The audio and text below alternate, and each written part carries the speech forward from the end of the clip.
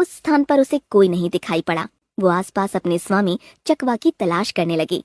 उसने सबसे पूछा, लेकिन उसे किसी से भी संतोषजनक उत्तर नहीं मिला। उसे आगे चलकर कुछ पंख गिरे हुए मिले। उसका मन गहरी आशंका से भर गया। वो जोर जोर से विलाप करने लगी। उसे रोता देखकर एक चकवा पक्षी उसके पास चला आया। हे चकवी, मैं दूर से देख रहा था कि तुम किसी की तलाश कर रही थी। इसके बाद तुम विलाप करने लगी। मुझे बताओ, तुम्हें क्या कष्ट है? हो सकता है मैं तुम्हारे किसी काम आ सकूं। चकवी ने अपने स्वामी चकवा की बीमारी का हाल सुना दिया और आज उसे न पाकर मन बहुत दुखी है ये भी बता दिया। उसे कुछ बिखरे हुए पंख भी दिखाए। हे भाई, मुझे नहीं पता कि मेरे स्वामी कहाँ हैं। जहाँ भी हो, भगवान उन्हें सलामत रखे। यदि मुझे जानकारी मिल जाए तो मैं भी उनके पास जाने के लिए तैयार हूँ।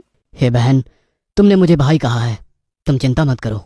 तुम्हारा पति जहां कहीं भी होगा मैं उसे लाकर तुम्हारे सम्मुख खड़ा कर दूंगा। तुम यही इंतजार करना। जुदाई का गम क्या होता है मुझसे बेहतर कोई नहीं जानता। भाई, क्या आपकी जीवन संगिनी इस दुनिया में नहीं रही, हमेशा के लिए जुदा हो गई। ऐसी दुनिया में चली गई जहां से कभी कोई लौट कर वापस नहीं आता। इतना कहकर चकवा भाई की आंखों में भी आंसू तैरने लगे। वो कुछ देर तक सोचता रहा और फिर हवा में उड़कर बहुत दूर चला गया। चकवी बिना कुछ खाए पिए उसी स्थान पर अपने चकवा का इंतजार करने लगी। शाम समीप आने लगी, लेकिन न ही उसका पति आया और